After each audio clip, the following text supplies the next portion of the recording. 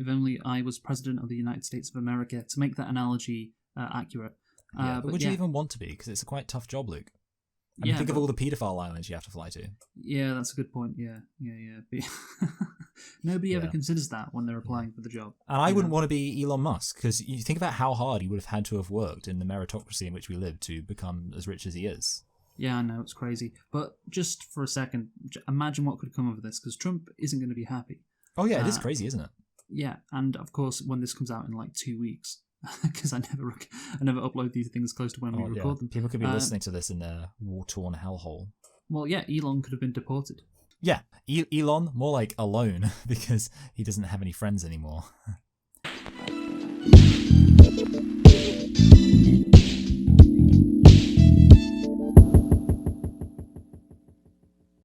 Hello, and welcome to Select and Reflect, the movie review podcast where we look at films that have come out in the near and distant past, we give them a couple of watches, and evaluate them beyond first impressions. I'm your host, Michael, and I'm joined, as always, by my co-host, Luke. And this week, we are celebrating the release of the movie F1.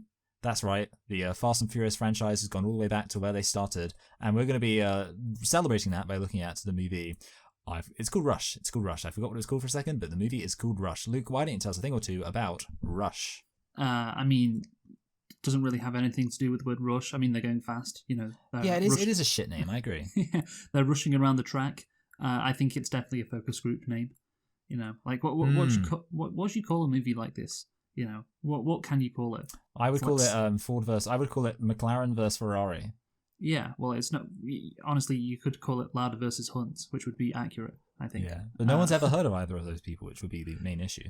Yeah, well, no, that is a problem. Like, dumb Americans would look at that. Who the hell's Lauda? You know, whereas they know Ford and they know Ferrari. They know Ford and Ferrari. Yeah. They've never heard of Man 56 or whatever it was originally called. Yeah. The thing is, you could obviously Hunt as a surname means like you're hunting something as well. So yes. you could do something with that, but again, you know, who knows who James Hunt is. Yeah. Also, just a thought, like one of the things in contention here is whether or not Hunt's actually like a good person, or is he kind of obnoxious? They could have called it Hunt or Cunt. You know, just a thought for like a good idea. That's good. Well, actually, James Hunt was a good guy because of his stance on the apartheid South African regime.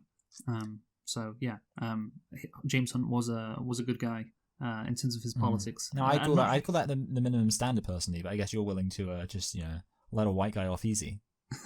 A white guy from a rich background in the 1970s. Yeah, they were all against it. Yeah, no, I know. Everyone was so woke back then. But yeah, let us get into Rush. As you said, Michael, we are reviewing this movie because of the upcoming release of the new F1 movie. It's literally just called F1, starring Brad Pitt and what is he called, Damien Idris or something? I can't remember. Oh, Idris Elba. No, that's racist. You see. Oh wait, is he actually black? Yes. Okay, I've never even heard of this guy. So let us get into it. Rush is a 2013 biographical sports film centered on the rivalry between two Formula One drivers. Who are they? Who knows? We'll get into it.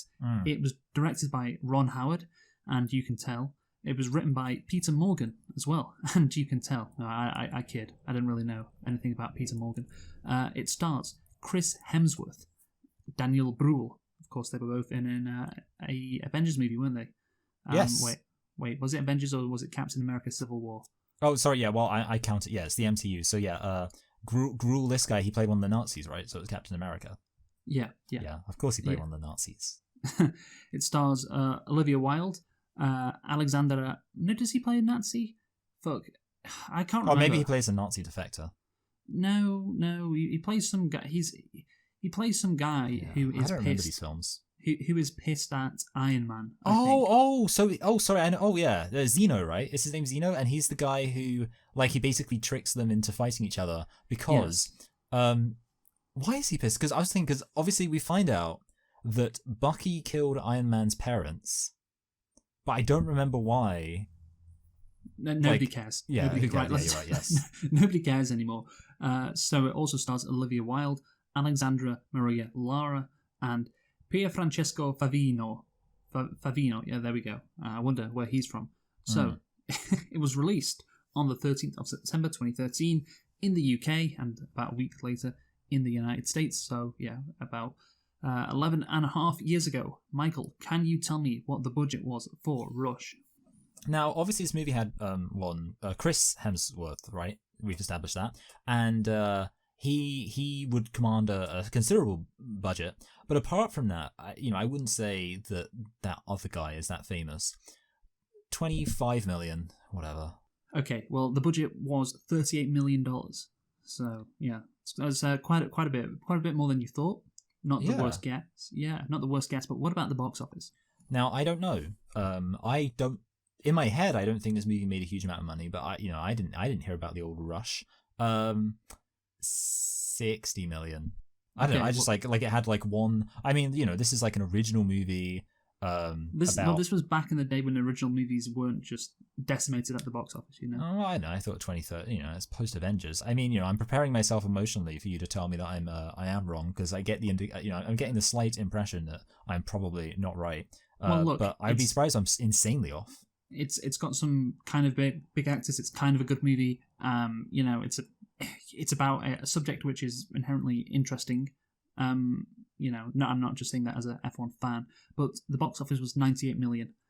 So not a crazy amount, but certainly a lot better. The highest I would have gone, I did actually think, because usually in my head I thought I could go as high as 100. Yeah. What did I say? I said 60. Okay.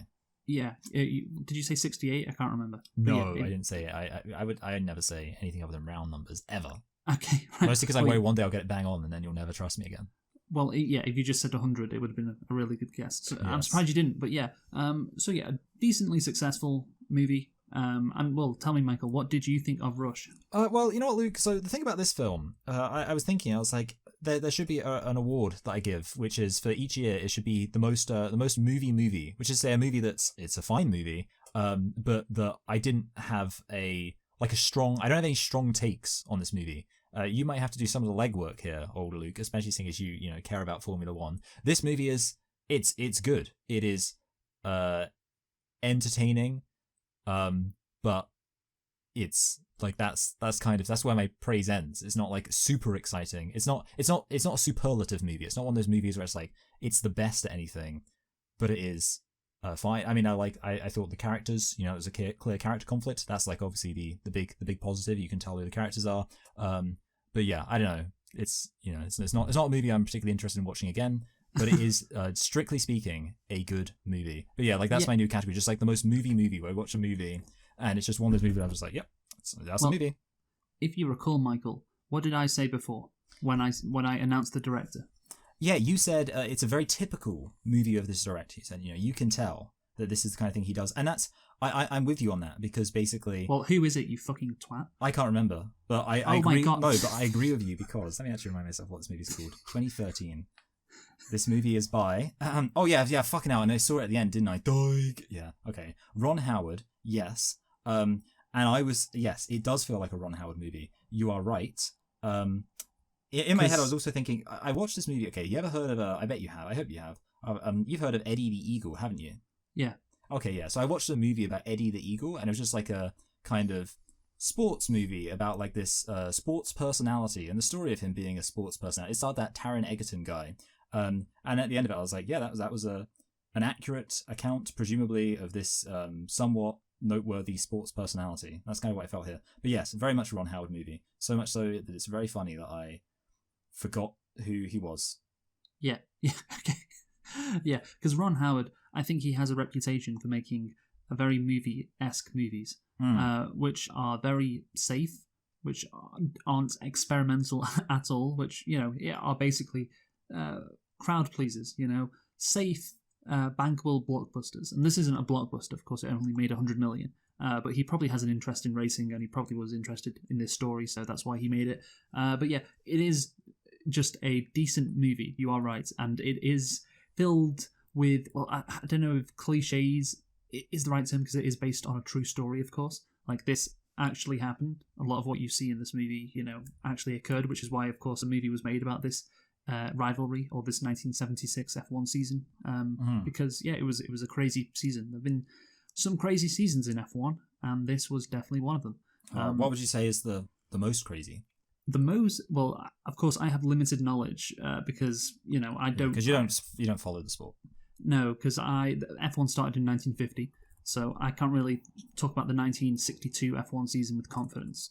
I have a very good, I think, grasp of the last 50 years of Formula One. Maybe the last 40 years, to be more accurate. Well, surely better before then. The cars were just so slow, it couldn't possibly have been interesting. Yeah, that's a good point. Yeah, that's why nobody died, because everyone was going so slowly. That's it, yeah. Yeah. They just got slightly bumped. Yeah, one of the craziest seasons was 1982, when like every single driver on the grid won a race. The world champion only won one Grand Prix in like 16 races. That was crazy. Another crazy... I'll just tell you the craziest season ever. And it's actually the first season I actually started watching F1 properly, which was the 2007 season. I think that's the craziest season in F1 history. Okay, now was this the one where all the Spanish people got dressed up in blackface? Yeah, because they were racist towards Hamilton. Okay, that was yeah, Lewis, good. Yeah, I enjoyed that. Lewis Hamilton's rookie year. And he comes into... There should definitely be a movie about this. You know? Oh, yeah, because he's a famous guy, as old Lewis Hamilton. It's insane. Like, he comes into a team, it's his rookie year, he's against the double world champion, Fernando Alonso, and he gets the better of him. And there's also a massive scandal going on in the background where McLaren stole some Ferrari engine plans, I think it was, and they got a $100 million fine. Bit of corporate espionage. Yeah, it was called Spygate. I think it's the largest fine in sporting history to this day. So that was happening in the background. And also the last race, there were 3 drivers going for the championship. Kimi Räikkönen in the Ferrari won it by 1 point, and the 2 McLaren drivers, Alonso and Hamilton, finished 1 point behind. And Hamilton basically threw it away, or McLaren to be more precise, threw it away in the last couple of races. It was a truly insane championship, 2007, for everything that went down. It's one of the greatest sporting seasons ever, not just in Formula One. Also, 2021, Hamilton, Verstappen, that was pretty cool. 2012, Vettel, Alonso, pretty cool. Anyway, I could just list them all. But of course, I need to mention, since you asked the question, Michael, so this is your fault. But yeah, Prost and Senna as well, 1989. Yeah, and this is the guy who died. Yeah, Senna died in 94. Yeah, has there been a movie? See, I had a thought, and because you were like, there's never been a Formula One thing. I was like, I thought there was a movie about Senna. There's been documentaries about Senna. Ah, I see. So he's not interesting enough for... No. I mean, to be honest, like, dying isn't that interesting. There's been 2 documentaries on him. Like, there was a documentary several years ago, which was an incredible documentary, and there's been a recent one released, which I haven't watched because I don't really care, because I know everything there is to know about Senna. And maybe I'll watch it one day. I see. So it sounds like you're suggesting actually he does have a quite interesting life. Or are you saying... Well, just because, I was like, like the reason they made the documentary is presumably because like he wasn't interesting enough for like a narrative film, so you just have to sit there and like talk about the details. But no, you could very easily do a film about him. I guess I don't know why there hasn't been. Maybe because people think, well, because he's a F1 legend, but the general audience, general audiences who watch movies probably haven't heard of him. Yeah. I have heard of him because I remember for some reason my dad really liked Senna, and he was really sad when he died. And I found this out. Yeah, I mean, it's again, his story is incredible, really, and that's why so many two to be precise, but documentaries have been made about him. But also this season, the 1976 season. Let's get back onto that. But this is a pretty crazy season. It's up there, maybe top 5 craziest seasons in F1 history. Just the twists and the turns. You don't normally see that. Most of the time, things are quite boring.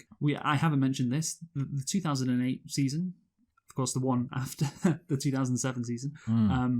Because that's how years work. I'm with you. Yeah, it wasn't that crazy a year. Like, there's not as much crazy things happened during the season, but of course, I think, are you aware of what happened in the final race of the year? How Hamilton won his first championship? No. No, he won on the last corner of the last lap of the last race, basically. Ooh, so it was what they call in the business a real nail biter. I see. Yeah.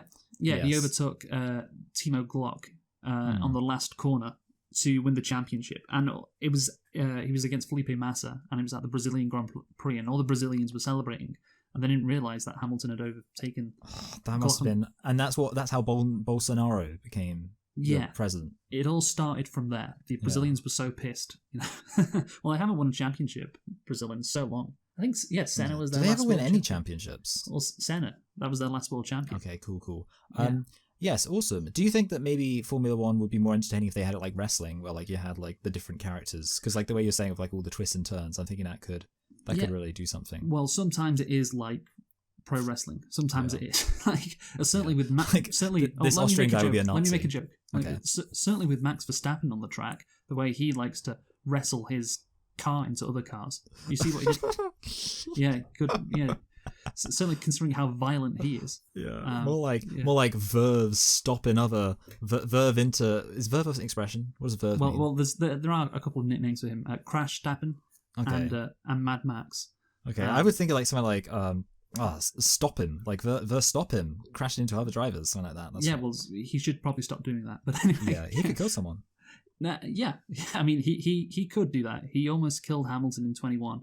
But then again, Hamilton could have possibly killed him in 21, which makes 21 such an incredible season. 2021, of course. But anyway, let's get back to 76. Yes. Again, we've gone off on a massive tangent here. Yeah, I just want to say that this movie, like you said, it's a decent movie. Of course, it takes the genuine drama, the incredible drama of what happened in 76, and then, makes a movie out of it, and a competent movie, a competent sports drama movie featuring two characters who, of course, are very different to each other, and so and in real life they were very different to each other. So of course you have this, this natural interest of two guys who are very good but who are very different, going for the same goal, the championship. And that automatically just creates intrigue, doesn't it? Yes, it very much. I will say this movie reminded me of that movie we watched at university called The Rat Pack. I don't know if it was called The Rack Pack because of the fact it was based on snooker and you rack up the balls in snooker. But it was obviously about Christopher Higgins. Is that his name, or is it? And the other guy, Steve Davis. Interesting, Steve that's Davis. Right, yeah. Yes, and it's basically the same dynamic of a rock star versus a fastidious person. Anyway, would you like to hear about the plot, Luke? Yes. So, okay. I've just given my thoughts, obviously, on the movie, but do we have nitpicks? I had kind of a question pick. Okay. It was more like I wasn't really sure. So, when it was like I didn't understand how it could be the case that people were confused about whether Hunt at the end finished 5th or 3rd. Maybe this is something we should talk about when we get to it. But I was I'll just tell you. Yes. Because the timing screens at the circuit hadn't updated. Okay. So, it's just like it says on the big board at the circuit, Hunt's 5th, but in actual fact, the official timing screens show he's 3rd. But like the circuit operators, whoever, the blind Japanese people. And that's not being racist. Yeah, so it's a bit like, it's kind of like VAR. They got to have a... What? They got to go have the person go look at the screen to determine who came. They're not like the referees. They're just the people. They're just the people keeping score, and they just missed that Hunt overtook two drivers. Okay, so they just weren't paying attention. Okay, that's a very simple explanation. That's why I call them blind. And yes, the reason. You're right. Yeah. Yes. Oh yeah, of course, yeah. Yeah. So my two. I've got two nitpicks. So there's this line where one of the people working for Hunt, Hesketh, that's it. Hesketh says, "We should just buy our way into Formula One, like Lauda." And it's such a weird line because people have always bought into Formula One. Like Lauda paid his way in. That's not unusual. So many drivers have done it and did it after Lauda. So it's not like, we should do what Niki Lauda did. That's just a thing that happened. Sometimes Niki Lauda, or for instance, when James Hunt's people are talking, sometimes Niki Lauda is inserted into the conversation unnaturally, and of course vice versa. And that was one of those occasions which really stuck out. Can you say rent free? Yeah, yeah, exactly. Yeah. Another nitpick is a lot of the Grand Prix racing scenes. When the cars are on track, a lot of the racing is at Brands Hatch, a circuit in England, and you can tell there's not really a lot of racing at other circuits. There are some racing scenes at the Nürburgring, which we will get to later. But yeah, a lot of it is at Brands Hatch because they didn't have that bigger budget to go all around the world, I guess. For example, the last race at Japan, that was Brands Hatch in the UK. So yeah. Yeah, you know what, Luke? Actually, in you talking about Japan earlier, then I let you say your thing. I came up with a good lit pick actually, which is I happened to see, Speed Racer, that weird Japanese anime from the 60s. Basically, I watched this clip where it was like, Speed Racer, you've got to let this guy win because he needs the money to pay for his wife. She's really sick, and only the money from this race could win. And basically, the top, so he goes on to win the race, and the top comment was basically, "Oh, his wife's sick? I better hurry up and win the race so that I can go pay my respects." And that made me think about Japan. Speed Racer is an iconic anime from the clips I've seen. Yes. I honestly was going to bring it up as a topic on the Poker's Gaze because it's some of the funniest shit I've ever seen. Honestly, I love that. Yeah, I look forward to that. Well, I mean, this was like a year ago. Okay, I'm going to steal it. Okay. No, please do. So yeah, let's get on to the plot now. Yes. In the 1970s, a rivalry propels Formula One drivers Niki Lauda and James Hunt to fame and glory until a horrible accident threatens to end it all. The film centers on the rivalry between the Briton, Hunt, and the Austrian, Lauda, during the 1976 motor racing season. Yes, indeed, Luke. It's a classic sports rivalry, if you can imagine such a thing. Yeah, I wonder why this movie was made, because of course, you could make a movie about Senna and Prost, and there's other rivalries, I'm sure, in F1 history that you could make a movie out of. This was only for 1 year, and maybe that's why they thought this was a good idea for a movie, because it was like 1 year these two guys were at it, and then Hunt kind of dropped off, and he wasn't a championship contender before. So yeah, that may be the reason. It was just condensed over 1 year, but I think Lauda and Hunt, two contrasting personalities. And yeah, it's a pretty wild season. So, you've got everything you need, and you just need a safe, competent director like Ron Howard to make sure it isn't awful. And that also means there is a limit, because I think I actually have an idea of how to make this movie quite a bit better, and it would actually make it a bit more accurate as well at the same time, and also make it, I think, quite a bit more interesting as well, particularly when we get into the 1976 season. But I'll tell you that idea in a bit. But yeah, just I'm on tenterhooks. Yeah, there's nothing unexpected about what happens during this movie if you already know what happened. Yeah.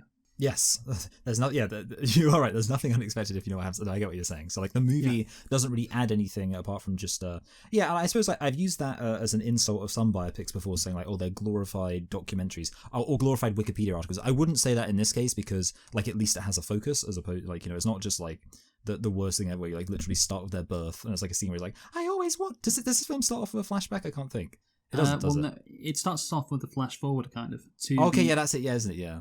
Yeah, and that's better. Yeah, obviously that is better, but yeah, it's the focus is on the rivalry between these two, and that is the narrative thrust. Even though maybe that's not the most accurate, and even though again I'll get to that in a bit, but let us now get into the script. Yeah, so James Hunt, a brash and self-confident individual, and Niki Lauda, a cool and calculating technical genius who relies on practice and precision, are exceptional racing car drivers who develop a fierce rivalry. Yes, so it's an odd couple situation. As I said, an odd couple situation not without precedent. Snooker. Yeah, well, the thing is, what this movie does quite a few times, and it's quite disappointed, is the whole show don't tell thing. Like, the movie doesn't really show, it just tells.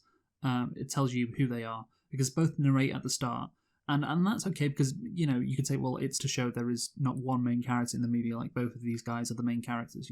It's both of their narratives, which is fine. But then Lauda narrates again for a second time after that about him not joining the family business, and going into racing, and you just don't need that. Like again, these could have been some interesting scenes.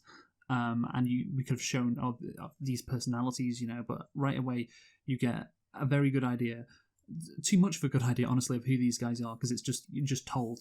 And the characters, it's so obvious how they're different and who they are. It's just not necessary to do the narration, to be honest. So yeah, that is my quibble at the start. But again, Ron Howard is like, no, the audience needs to know who these guys are. We need to make things as simple as possible.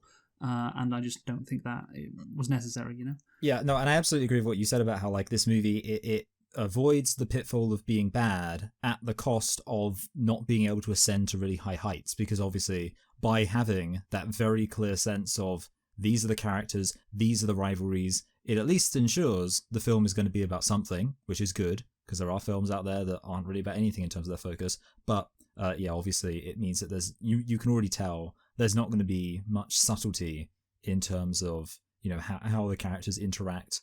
You can basically predict, this person's going to behave this way, this person's going to behave that way. Yeah, the scenes at the beginning could be a bit more developed, because they're quite short as well. It's clear, like, no, we want to get to the racing, so we don't care about their characters as much. So we'll just tell you what these guys are all about, and we'll get onto and then we'll get onto the racing, which is what comes next.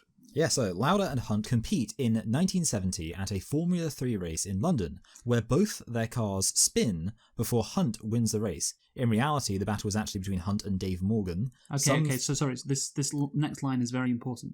Okay, so some things in the film are exaggerated, like the Hunt-Lauda rivalry. In reality, they had shared a flat early in their careers and were good friends. Now, that seems like you said it was very important, Luke. That seems very unimportant. No, I'm joking. That seems very important. Because obviously, because it kind of undercuts the whole movie. Yes. So that's a real curveball, isn't it? That's really spun me out. Just like Hunt and Lauder definitely spun each other out. Yeah. I mean, so is there any basis? Like, so I guess was it like a friendly rivalry then? Yeah. Yeah. Okay. Yeah. So. I guess that's slightly. At least there was a rivalry, but they were both two really good F1 drivers who were competing at the top of the sport. There is always going to be a rivalry, but it was by all accounts, a friendly rivalry. They did not hate each other at all, and of course, they even shared a flat together. But that's the thing. I think when you're constructing this movie, you're thinking, well, we've got to make them enemies, of course, and it's just the simplest thing to do. We've got to make them hate each other because that's how the audience gets invested, and it creates drama, of course, if the two hate each other, and that's the big issue with the movie. The Wikipedia summary did say, well, like, yeah, it's exaggerated, and of course, movies exaggerate things, but it's not just an exaggeration, really. It's kind of not telling the truth. It's kind of lying, because throughout the movie, it's clear that they don't like each other. You know, they're rivals, and they don't like each other, and they're enemies at the same time. Because you can be rivals and have respect and kind of like each other. A lot of F1 drivers, that is the case. But it's another thing to have actually this bitterness towards each other. But that was not the case in real life, but it is the case in this movie. And this is where, because they shared a flat, they were friends, and just to kind of scrub that out and say no, they hated each other is again kind of crazy. It is kind of lying, and you could say, well, that you need the movie to be dramatic. You need that that hatred to get the audience invested. However, this is what I was talking about before, Michael. What did I say before? Remember? You said like there's an upper limit to it. No, in terms of making the movie better. Oh well, you said. Oh, sorry, you said they could make it more accurate, and that would make it better. Yes. So this is my pitch for this movie. Instead of Lauder and Hunt hating each other right away, they actually like each other, and they like each other a lot. They share I see where you're going. I see where you're going with this, Luke. They don't just share. And then he burns his face, and there's like, I can't look at you anymore. No, that's some good. Which is a good thing because we're gay, so looking at you is less likely. Okay, well, yeah, that's a good point. Yeah, but the back of his head still is scarred. Yeah, so. that's true. Right. Okay, but yeah, I contend that the movie is too simple. Because, again, Ron Howard or the writer were like, oh, they hate each other. Well, sorry, the rivals, so they've got to hate each other the right way. Yes. But, of course, in real life, that wasn't the case. And wouldn't it be better if they did not hate each other the right way? And like real life, that they were friends. And then once they started competing against each other in F1, then they started to hate each other. Then that's when the rivalry kicks into gear, and they go from friends to enemies, basically. And that would be, I think, more interesting, because it's one thing, they just hate each other right from the word go, so it's not that interesting, to be honest, throughout the rest of the movie, because there's this dislike. But what if there is this, they like each other, and then once they finally start competing for the F1 World Championship, all of a sudden all that friendship goes away, because it has to. I think that's more interesting. Some friends become enemies. Yeah, it's more accurate and it's more interesting. Do you think that's the case? I do, yes. It is more accurate. I guess. I mean, maybe.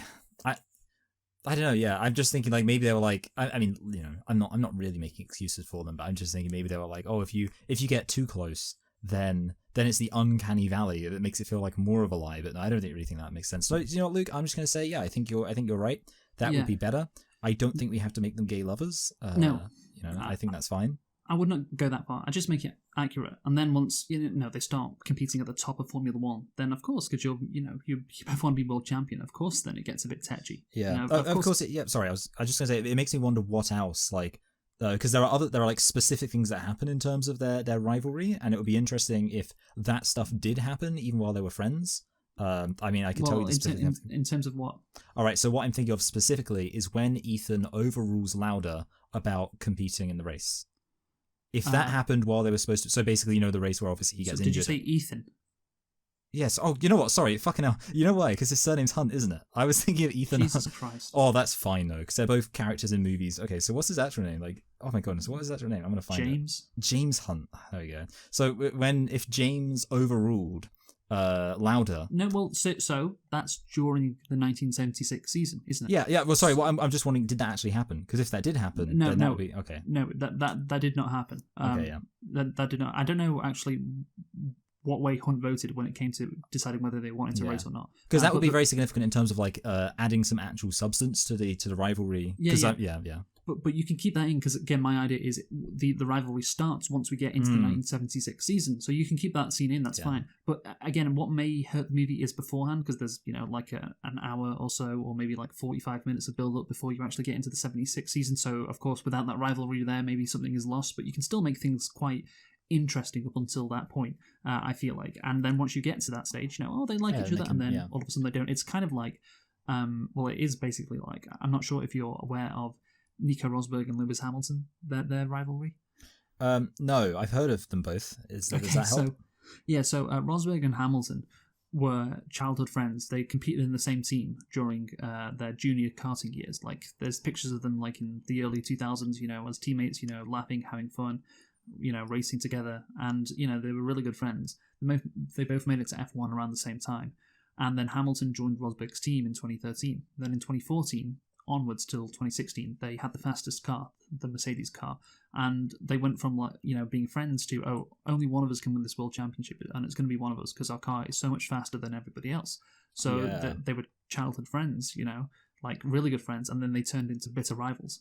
And by the time lonely at the top.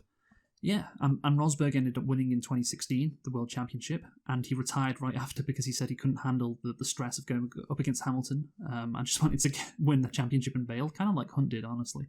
I respect that. Yeah, well, I can understand it, but basically by the end of their tenure, their relationship was just broken. They just really hated each other, and still to this day there is this like dislike between them because of what happened. And again, they were such good friends, and that is inherently interesting. One day there may be a documentary or a movie about it. I could definitely see it because just it's childhood friends to enemies. That's a classic story, isn't it? Like they're both competing for they literally one goal. say it in Stewie Griffin says it in Family Guy. Some friends become enemies, some enemies become friends. Yeah, we're working on that novel for a while. Yeah, but that's the great thing about sport. And why I think sport movies can be really good, because it's like drama, but it actually happened in real life. It's not fake. And this kind of story of like, they were buddies back when they were teenagers, and then they often talked to each other about, imagine if we're both in F1 one day racing for the championship, and then it actually happened, and they then hated each other, and there were some bitter fights and crashes and everything. Again, if you make that is quite interesting. I think it's more interesting than they disliked each other right from the off, and it could be the same with Hunt and Lauda.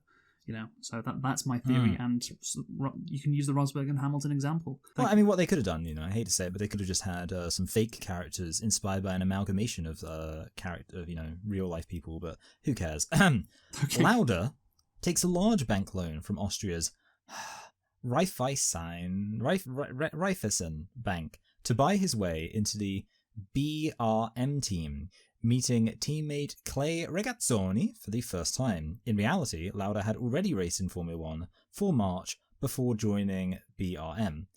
Now, that seems like a pretty minor thing. Yeah, well, it's just that, he walks in and is like, you need to do this, and you need to do that. Have you got magnesium engine fucking pistons? I don't know. The thing is, it makes him seem like, he's very arrogant, and to be fair, he is quite arrogant, but And I think the team manager says, you're just a rookie. But he's not a rookie. He'd already raced in F1. So he had this, I guess... Yeah, so he was justified. Yeah, he had credibility. Like, he knew what he was doing. He wasn't walking in, without a clue what was going on with an F1 team. He'd been in it. So I think that's quite crucial, because the movie makes it seem like, this guy... Look at this guy. He's just walking in, telling everyone what to do. But he did have experience in Formula 1 beforehand, which would have been crucial. But yeah, I don't know if any of this actually happened, by the way. Him telling the team to fix the car and make it faster. I think that I would not be surprised if that is also very much an exaggeration.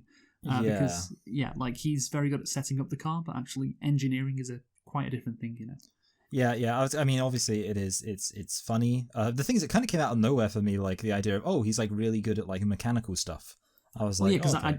I doubt he is, because he had no formal training. That's why I said the scene is probably very much exaggerated. Yeah. Well, I guess maybe he was a bit of a... I can imagine he was a control freak, and they were like, well, how do we show that? And that's it. That's something we do excuse on this channel, when you want to communicate a real fact about a person, and you just take a made-up scene to communicate a real fact. Yeah, yes. I know, but it's just a bit... It's on the nose. Yeah, perhaps. Yeah, you could do it in a subtler, smarter way. Yeah. Because you want to communicate this guy is precise, but it's just for me who knows about it. It's just a bit simple. But again, this movie is not for me. Well, it is kind of for me, but it's trying to appeal to a general audience like the yourself, plebiszoids. Yes. Yes. I loved it. So Lauda then joins Scuderia Ferrari with Regazzoni. Have you never seen that word before? Scuderia. Do you know what that means? Scuderia. I'm guessing, like, in my head, like, school, like, I'm guessing it's related to the word scholarship or something. Scuderia Ferrari, that's what they call in Ferrari sometimes, just the Scuderia. You're not going to believe what it stands for. No, I'm not. It means team. Okay, I fail to see the etymological connection between that and any English word, Luke. Scuderia. And do you know who supports for Ferrari, by the way? An individual? No, the fan group. Oh, I guess they're what, like Scooties, no. Scooty-Doos. No, again, because that just means team, doesn't it? They're called the Tifosi. Tifosi. And do you know what Tifosi means in Italian? No. It means fans. Okay, thank you. That's what I don't like, because like everyone's always like, I was thinking about this recently, how like panini in Italian is just like a small bread.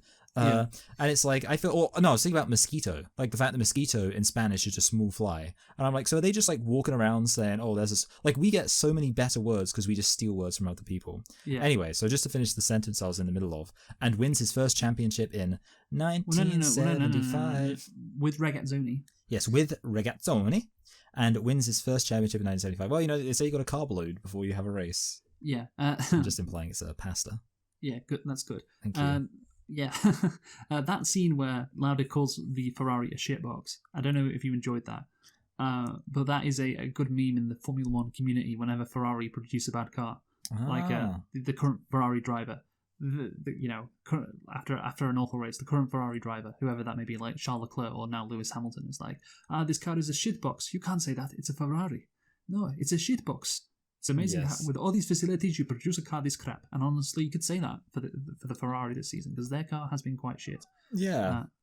Luke, actually, when I was watching this film, not to say I wasn't engaged or anything, but I started thinking like, oh, like what actual what are some good English cars? And I didn't realize we've actually got more than I thought. I mean, like I knew all of these cars were English, but I didn't think until I like put them all together. I was like, oh man, we got Aston Martin, McLaren, Jaguar. I mean, that's like a cool name, is it? Jaguar. And then obviously like Rolls Royce, but they don't, Yeah, well, Jaguar used to be in F1, and they were replaced by Red Bull, who, of course, are in Milton Keynes. Yeah, and I asked ChatGPT, I said, would it be fair to say that Red Bull, as far as racing is concerned, is a British company? And they said, yes, anything you say. Because obviously, so it's an Austrian, so Red Bull's Austrian, but the racing division's headquartered in the UK. When Red Bull win a race, the Austrian national anthem is played. So I would not say that's accurate. Okay, Yeah. I mean, they're based in the UK, but they are an Austrian team. We need to nationalise them or something, like have some kind of war.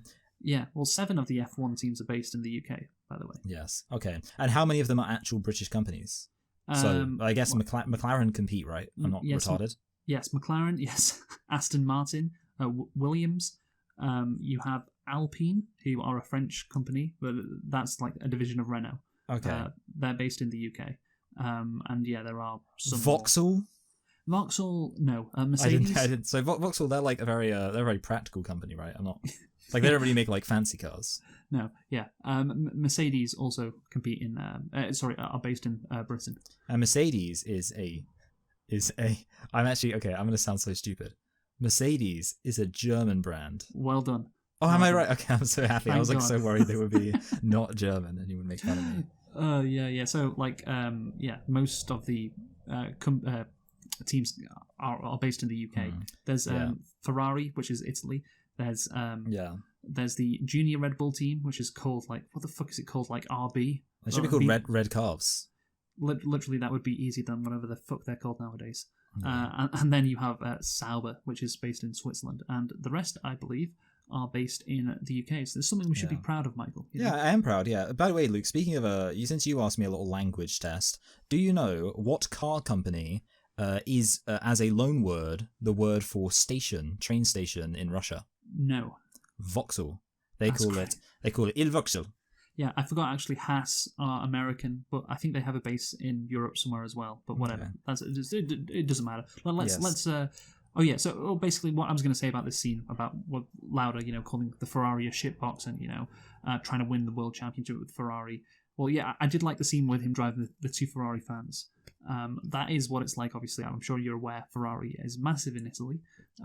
Yes, they are the national team of Italy. Like most F1 fans support a driver, Ferrari is really the only team where you support the team itself, and especially if you are from Italy. So yeah, it's quite a unique team. Obviously, it's been in F1 since the start. Most races won, most championships, etc. So yeah, there is a real passion for Ferrari, and it's demonstrated well here.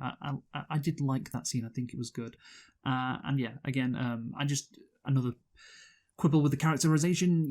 Lauda telling the audience, "I play the percentages. I don't risk things." It's just so simple, and it's just like, you don't really need to say it so bluntly. But are you talking about the scene where, because I loved this scene, I thought it was so great, the scene where he's driving that hot mamacita through the because that's the one he's talking about. He's like, why would I drive fast? It's unnecessary risk. Well, yeah, no, not really that. I think there's another time after he's won the world championship. He said, when he's talking to Hunt, and it's at night, and he's saying, I play the percentages. It's like, he wouldn't say that. It's just like we need to. The characterization is it just hits you over the head. But yeah, whatever. Let's move on to Hunt. Meanwhile, Hesketh Racing, the fledgling racing team for which Hunt drives, enters Formula One. The movie did not include Hunt's maiden victory with Hesketh at the 1975 Dutch Grand Prix, widely regarded as one of the greatest underdog victories in Formula One history, holding off Niki Lauda's dominant Ferrari. So that is interesting to have obviously included so many superfluous false details and then to miss something which sounds like it would have been and so this was actually so you're saying holding off, so like Niki Lauda was in second place. I checked. Hunt won by 1.6 seconds. That's really weird that wasn't included.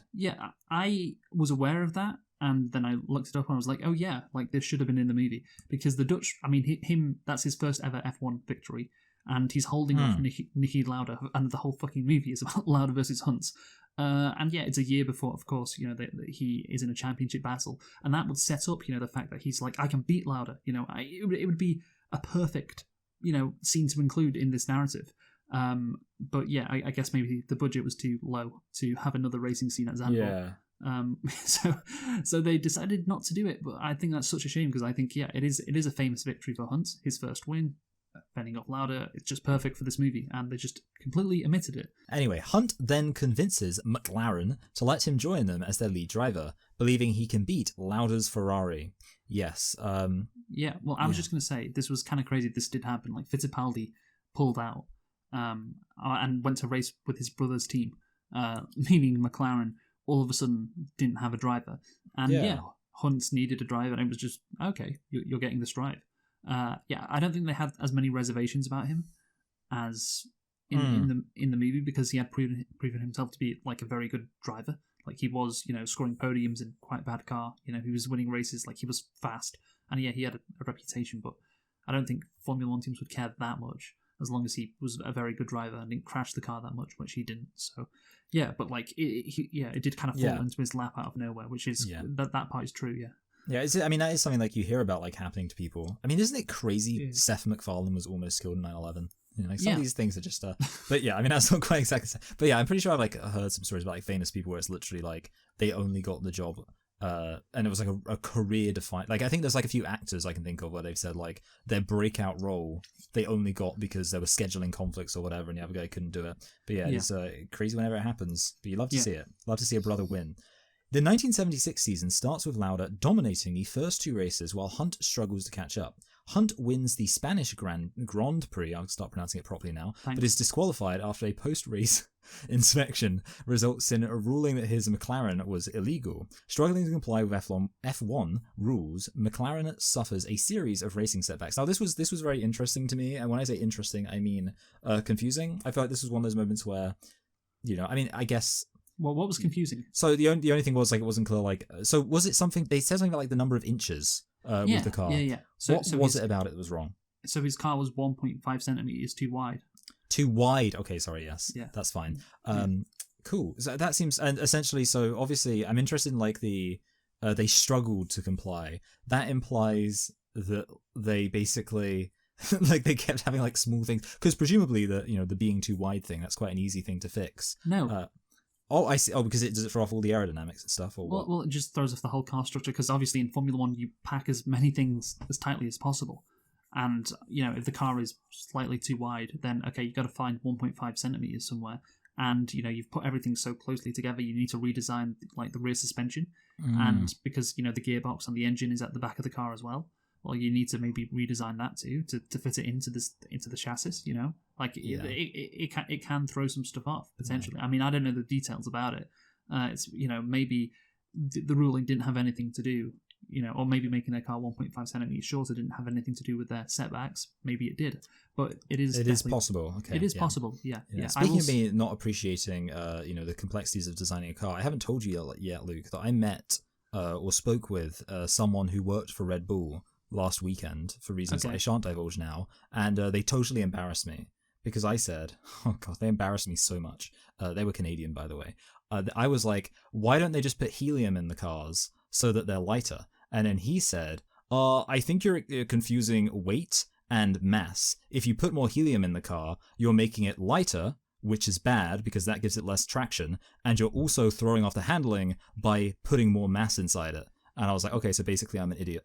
He didn't hesitate to agree. He schooled you there. He completely. I was pretty embarrassed. He completely owned you. Yeah, putting helium in the car would be an awful idea. I know. I thought I was so smart. I was like, well, obviously just make it lighter. This is mass versus weight, you Philistine. So, what do you think? Where would you put the helium? Why would you need to put? What would the helium replace? I was thinking like basically in my head, if the car was lighter, it would go faster. The reason why is because I was asking, in terms of what, like where it would go on top of, it would go in the fuel tank, but not in place of the fuel. In the fuel tank. Because basically what I was saying was having a significant amount of fuel in the car causes an issue. I was like, well, why don't they just like build the fuel tanks twice as big and put helium in there so that then it offsets the weight of the fuel? And then that's when that's what set me up. I was like, well, Well, again, if you're building the fuel tank that's twice as big, then you're going to need space for that. And again, like I said before, Formula 1 cars are packed as tight as they can be. So then you're creating extra space, which of course, like that throws the aerodynamics off, because you want to make the car as streamlined as possible. So yeah, it's not a smart idea, but anyway, again, I'm really being teamed up on here. But okay, I just wanted to say, of course, we're talking about the disqualification of Hunt, and Hunt starts to get pissed at Lauda and Ferrari even more so because you called our car illegal and it's not illegal, and of course they eventually get the points back. But this is when Hunt should start to hate Lauda. Because they were friends, and all of a sudden Lauda's like, your car was illegal, I'm sorry. And Hunt could be like, come on, you can see this is bullshit, isn't it? Come on, like, expecting him to be reasonable. And Lauda's like, no, I'm sorry, no, you should have been disqualified. It's the rules. Yeah, because they love rules. Yes, he loves rules. And then they love rules. Yeah, okay. And then you can and then you can start to see the heads butting, or you can start to see the dislike come to the fore. It's like, now it starts. And of course something like this, a disqualification of a car, and Lauda being like, it should have, and Hunt being incensed, that's a good place for the dislike to start. You are right. Yeah, it is really good, and if it starts there and builds throughout the season, that would make it so much better. But again, they already hate each other, so Lauda tries to fuck over Hunt. No surprise there. That's not really interesting, because of course he's going to try and do that, because they don't like each other. But again, if that was the start of it, now we're cooking. But we are unfortunately not cooking, because this is a Ron Howard movie. Yeah, tell you who is cooking though. What? Lauda. Yeah, I knew you were going to say that. But yeah, obviously it wasn't written by Ron Howard, but it is kind of a Ron Howard-esque movie. Anyway, let's move on.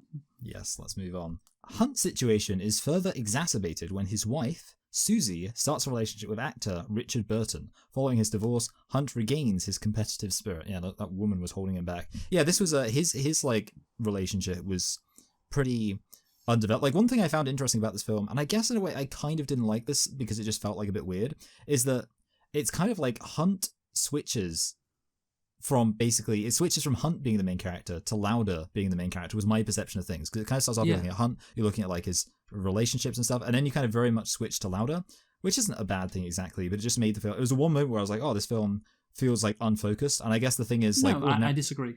You disagree, do you, Luke? Well, because it's about these two, so obviously you're going to switch back and forth. Yeah, I suppose, yeah.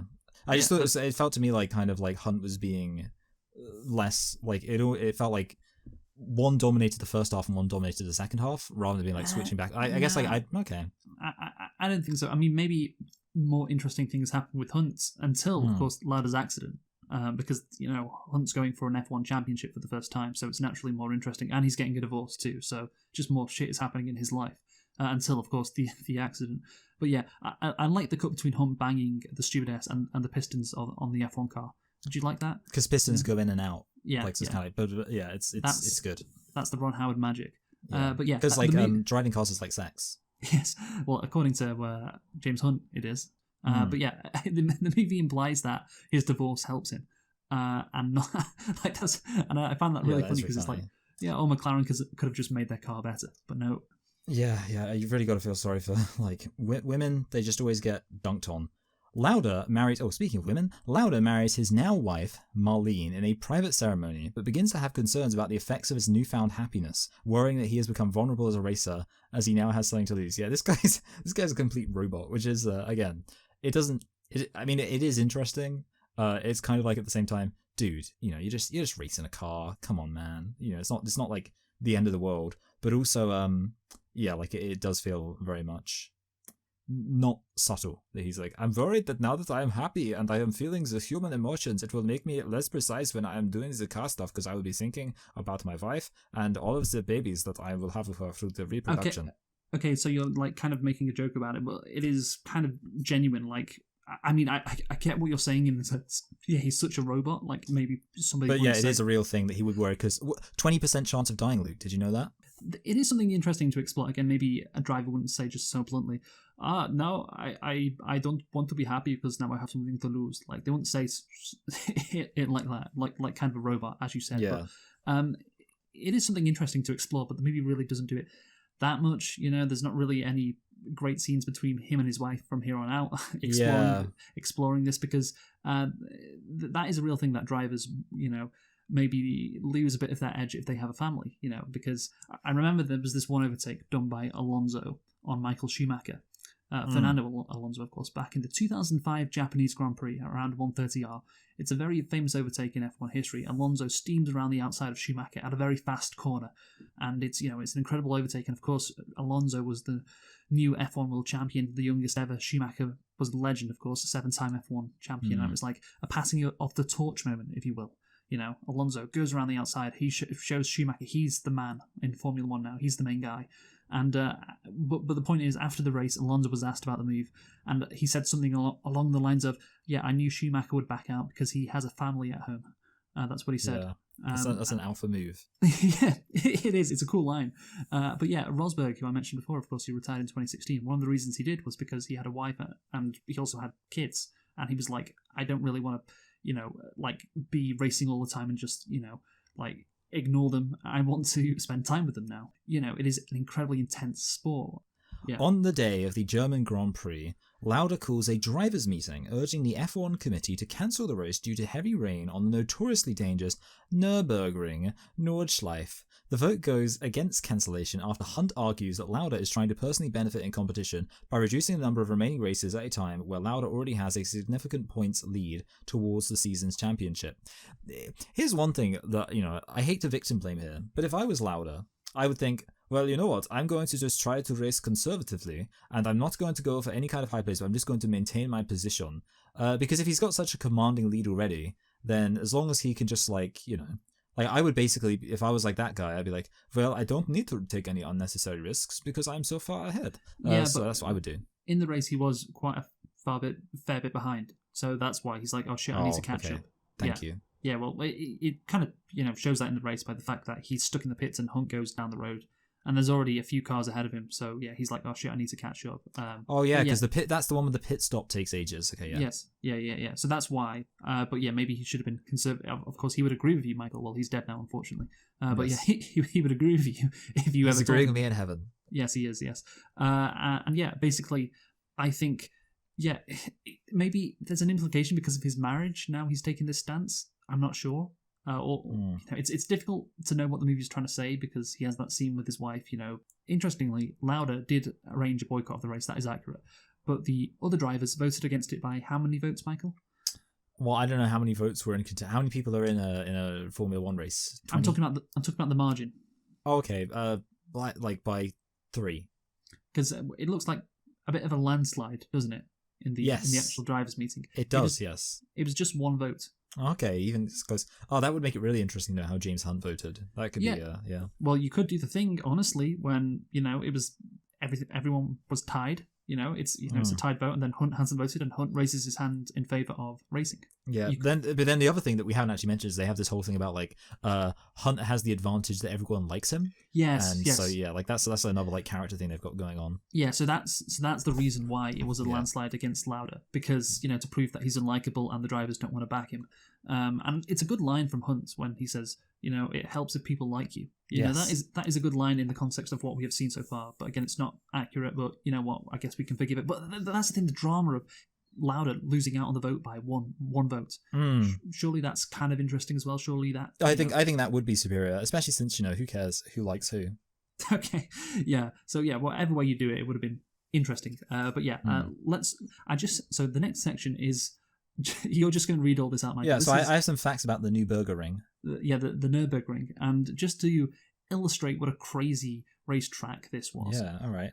So, the Nürburgring nickname was not the Graveyard. Jackie Stewart had nicknamed it the Green Hell. The circuit size meant that it needed Sorry. Is that a better nickname, the Green Hell or the Graveyard? What's better? No, it's the Graveyard's better. I mean, the thing about Green Hell is that for me, hell is not a very green place. Well, exactly. That's what makes it great, because it's like, it's the Green Hell. Okay, yeah. I suppose so. Yeah, I guess. I mean, it works better when you're on fire, I suppose. So in that one moment, it's like he's in hell. That gives me a good idea.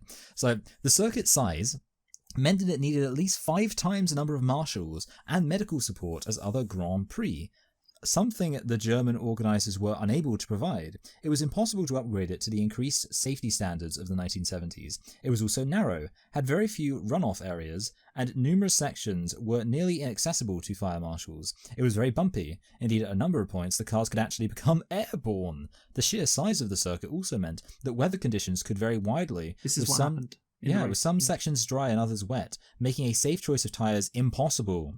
2 weeks prior, a fatal crash had occurred during a Formula Super V race, which was the 131st fatality at the Nürburgring in its 49-year history. It was also unsuitable. Lot, isn't it? That is, wait, so yes, 100, yes, that's more than one a year. More than 2 a year. More than 2 a year. It was also unsuitable for TV. Its size made it impossible to cover a race there. For these reasons, it had been decided even before the 1976 race that after 50 years, it would be the last German Grand Prix held on the old Nürburgring. Yeah, the interesting thing about that gets at my big beef with Formula One, which is that it's basically really difficult to actually watch the whole race if you're there. Well, having recently been to an F1 event, let me tell you that is kind of accurate, and thankfully we were close to a TV at the circuit. Yeah. So yeah, I honestly, we were using our phones as well, and we had a TV in front of us, and I can't believe how people watched F1 races back 25 years ago without their phones, and also if they weren't next to a TV either, like a massive TV, with all the drivers where they are. If you just saw them go around the track over and over again, especially as back in the day, things were a lot more complicated with the strategy as well, because drivers used to refuel. And then, it was all about refueling, and the longer you stayed out, the better it was. So a car could be it was called the net race lead, because they're behind another car, but they have 5 laps less fuel. 5 more laps of fuel. So they're going to pit later. So they're going to go faster because the other car's going to pit and be on high fuel. Do you get what I'm saying? Yeah, I see. Yeah. Yes, because high fuel makes you weigh more. Yeah, so it's all about the fuel loads, and it was all if you were not watching it at home on a TV, it could be so complicated. So again, people just didn't know. People had lower expectations back in the day, I guess. Yes. Yeah. But yeah. So that's a good reason. This is why NASCAR's good, because it's just a big circle. You can see everything. Yeah. That's why we love it. Most drivers start the race with wet weather tyres, which becomes a costly tactic due to most of the track quickly drying. They all change tyres during the second lap, pushing Hunt ahead of Lauda. The latter's attempts to catch up result in a suspension arm in his Ferrari breaking, causing a loss of control and crash of the car into an embankment where it bursts into flames. Lauda is airlifted to hospital with third-degree burns to his head and face and internal burns to his lungs. Yes. Yeah. not good, I would say. Bad. So this is one of the most famous crashes in F1 history. And it's recreated quite well. Of course, they took their time to do it because obviously, there's footage of it. I think you see the footage at one point. And it's kind of crazy again. There's so many videos in F1 history of like drivers like dying or bursting into flames, and I've just seen so much of it, and it's like, yep, that guy's roasting alive. Yep, that's Formula One, or at least it was back in the day. I just want to ask you a question, of course, because there's a big build up to this race, and of course the movie starts with like Niki Lauda narrating, it is the Nürburgring race on the 1st of August 1976. So obviously you're aware something's going down. Something's going down in this Grand Prix. Did you have any idea what was going to happen? Did you think Hunt or Lauda were going to crash? Did you think one of them? Yeah, so I was pretty confident that Hunt and Lauda, like based on just the narrative structure, I was like, oh, Hunt and Lauda, like I was thinking Lauda was probably going to crash. Or he was going to cause someone to crash who was important to the story. And I mean, the thing is, you got to bear in mind, Luke, that you said like, so I don't know, I guess maybe Ford versus Ferrari isn't Formula One, and I just don't care about the difference. Not. Okay, cool. Because wait, Ford versus Ferrari is the race at Le Mans, the 24-hour Le Mans race. Oh, okay, cool. Anyway, basically, I know in that movie, you're aware of the difference, right? Between I guess one's 24 hours, the other one's not 24 hours. Yes. Okay, cool. Thank you. But yeah, basically, I know in that movie, if I remember correctly, there was a whole, someone died in a car crash, Christian Bale, and I was thinking, like, well, there's no way, like, obviously someone's going to crash in this movie. Like there's no way I'm going to this Formula One movie and nobody's going to crash. So yeah, I think just based on that, I didn't know about this story of this guy in particular having this crash. Yeah. But yes, no, I would not expect you to, like, if you were of a certain age or followed Formula One, then yeah, but someone like you, no, I wouldn't expect you to know about this. Or anything that happened in this season, or even who these guys were. But yeah, it's of course an incredible story. And yeah, the priest reading Niki Lauda his last rites and then Lauda telling him to fuck off is real. That's a real thing, by the way. That's what happened. Yeah. So there you go. Again, these are two very interesting characters, and I would honestly be very annoyed if like it wasn't certain I was dying and someone was like doing a little death ritual for me. Yeah. Well, yeah, he was. He got pissed off. Like, go away. Yeah, so let's go into the next phase of the movie. Yeah. Physical therapy. For 6 weeks, Lauda is treated for his injuries while he watches Hunt, who is otherwise guilt-ridden by Lauda's condition, dominate the races in his absence. Despite his doctor's orders, he decides to return to drive his Ferrari at the Italian Grand Prix, finishing 4th while Hunt fails to finish. Hunt did not beat up a reporter on Lauda's behalf, due to Lauda's marriage being questioned after his disfigurement, although since they were friends in real life, one could see that happening. Yeah, there's like two things there. The whole like marriage thing, like I feel like that isn't even a question someone would, I don't know, like I can't imagine that was a question someone would ask, and they certainly wouldn't ask it in that way. But yeah, I mean, it's insane. So wait, so he went back to racing after like 6 weeks, 6 weeks after, which is insane. Yes, no, it is insane. His comeback at Monza again is one of the most famous in F1 history, and of course he did it at Monza, which is the home of Ferrari, the Italian Grand Prix.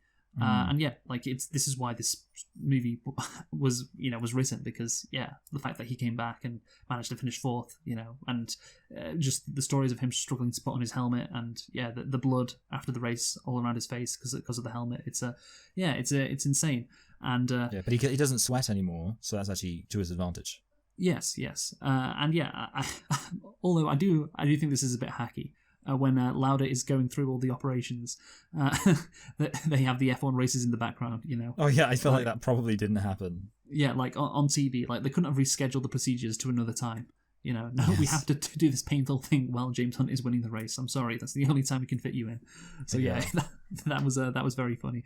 Yeah. But yeah, no, it's incredible that he came back, and yeah, I guess this is why this movie has been made, and you find it insane, and yeah, other people did at the time. They were like, you should not race, but he did it. He came back, and yeah, those 3 points almost won in the championship, of course.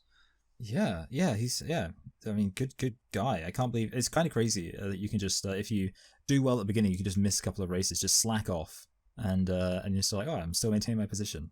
That's when you're in a good situation. The 1976 season comes to a climax at the rain-soaked inaugural Japanese Grand Prix. Hunt's late rally in Lauda's absence has pulled him within 3 points of Lauda.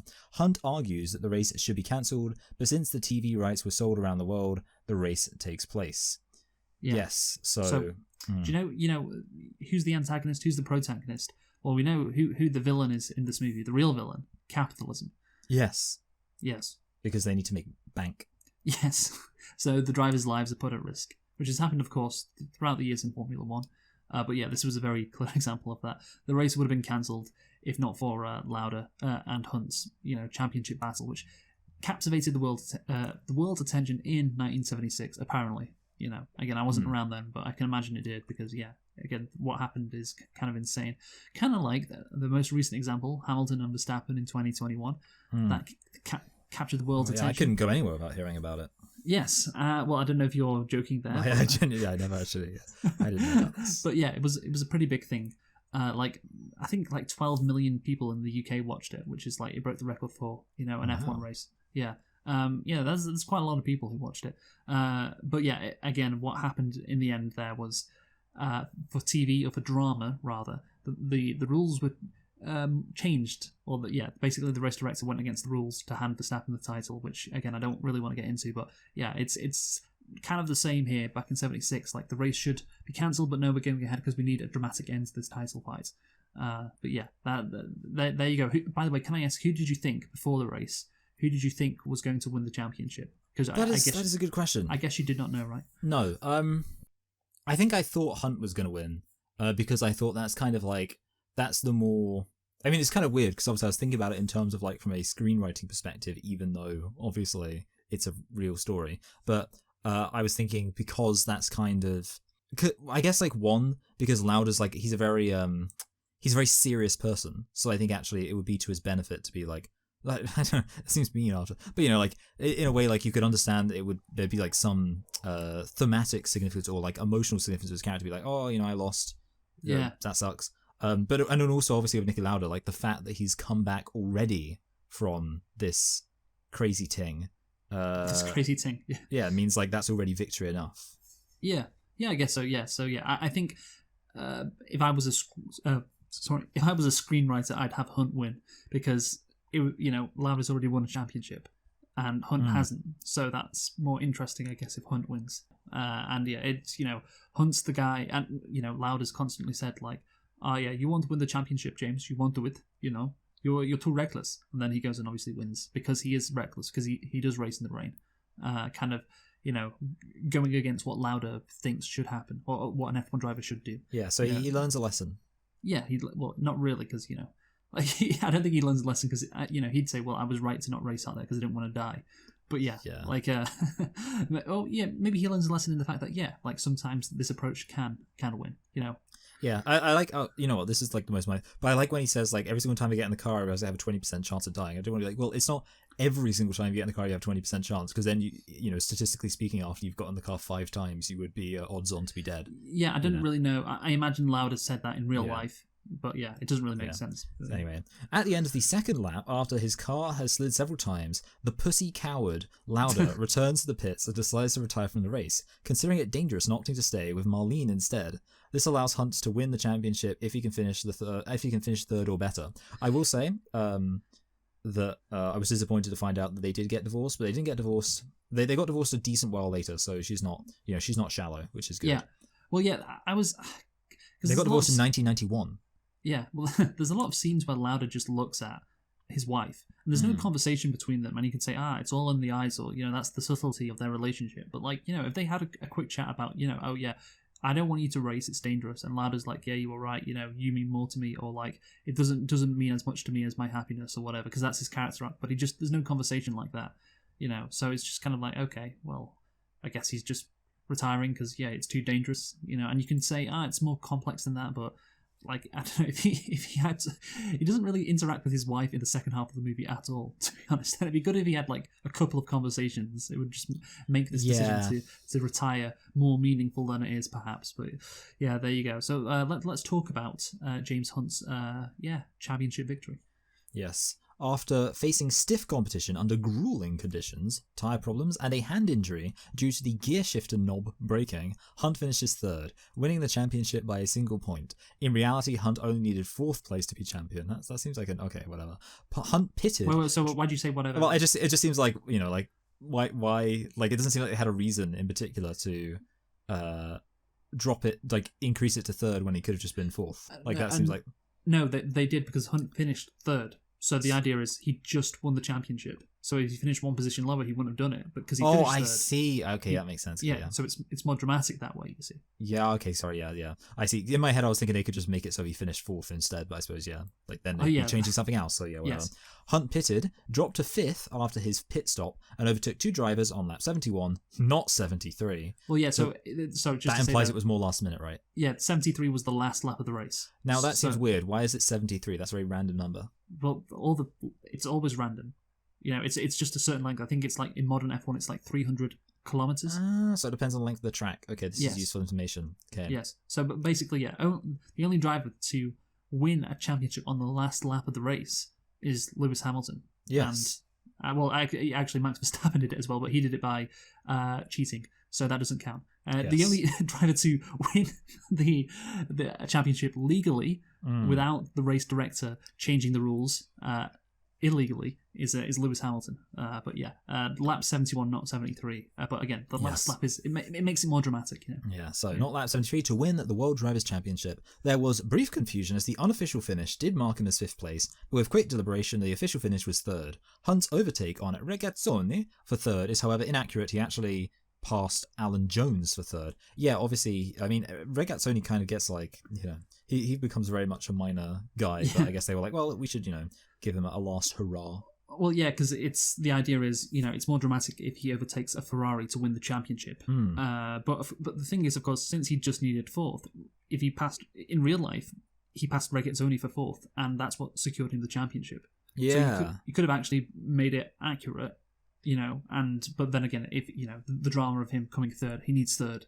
You know, oh well, he's already got it, so maybe the drama just goes away then. But I think you could have had it so everyone knows he needs to finish fourth if Lauda doesn't finish, and then he passes Regazzoni for fourth. But they wanted to make it that much more dramatic, Michael. You know, that's Hollywood for you. Just already an incredible story, but no, it's not good enough. We need to just make it that bit more. Need to sprinkle that LA juice on it. Yes. Also, the McLaren guy saying that there's always next year to James Hunt.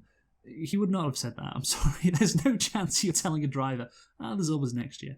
Like, the thing is, he's in a very fast car and he's on new tyres. New tyres makes a big difference in F1. I'm not sure about 76, but I imagine because, you know, they've been driving around in wet conditions, the tyres get worn out. You've got brand new tyres, you're in a very fast car.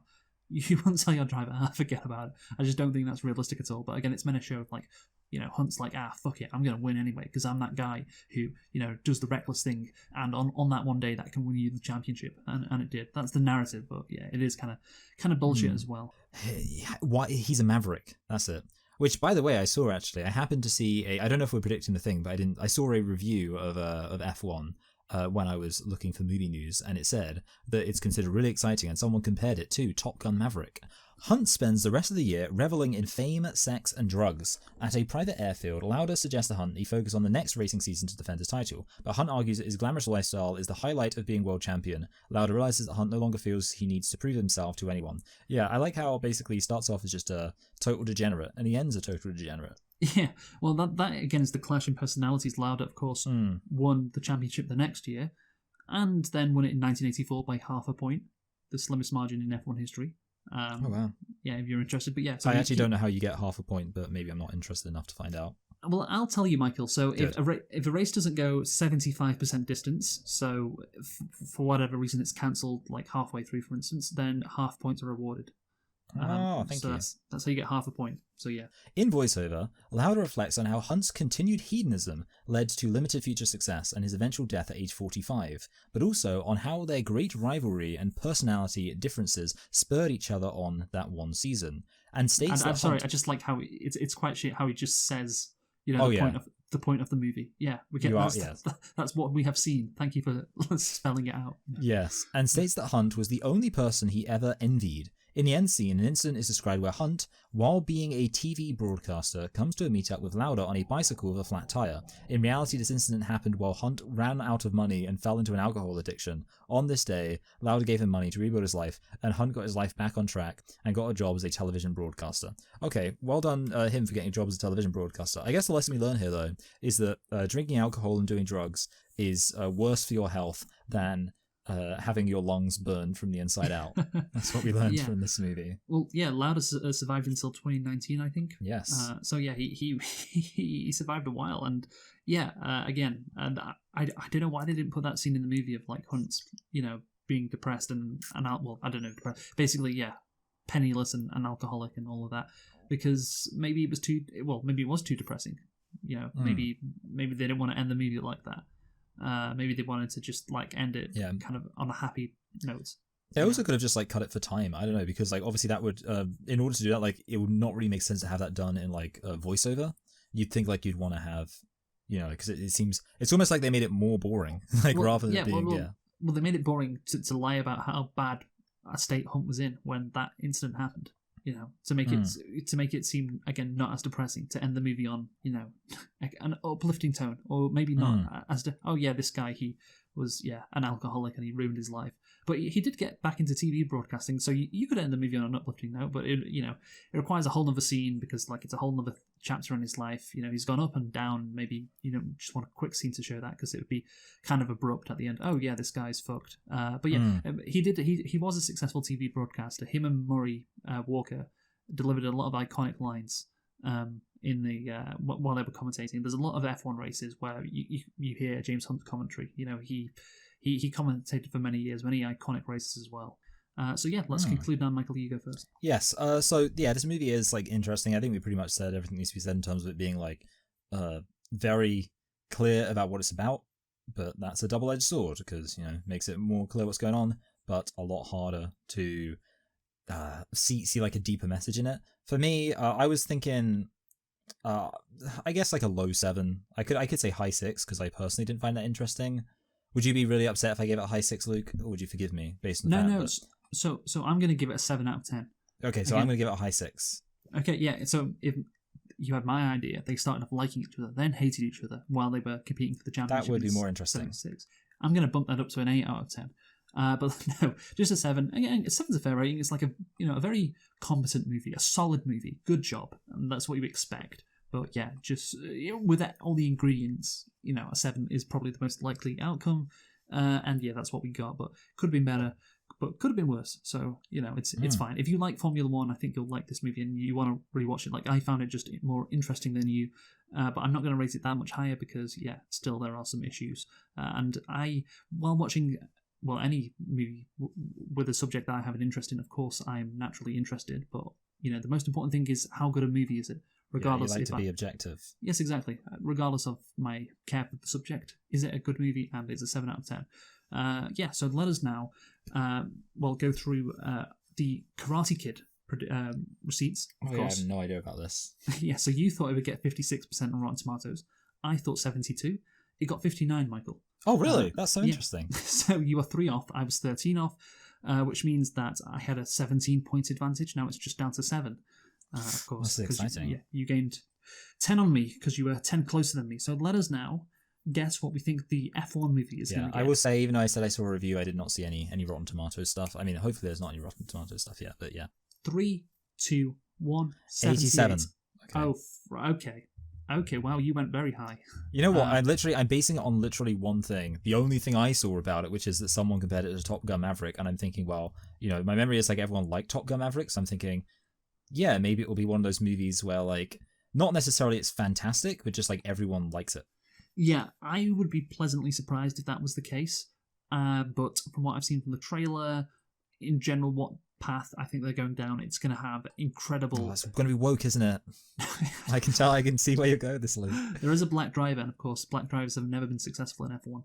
Yeah. But yeah, no, it's going to be... It's going to have incredible, like, visual... Well, yeah, it's going to be like Top Gun Maverick in that instance, but the storylines and the storytelling, there's going to be a lot of holes. It's going to be slapdash. It's not going to make sense some of the time. The writing's not going to be up to standard. Yeah. So can I ask, is this like a made-up story? Yeah. What are we doing next time, Michael? Oh, next time we are reviewing Elektra. Yes, in about 3 weeks' time, because you're going to someplace, who knows. Yeah. So yeah, join us then for Elektra. I've been Luke, you've been Michael. I've been Michael. And thank you for listening, and goodbye. Goodbye.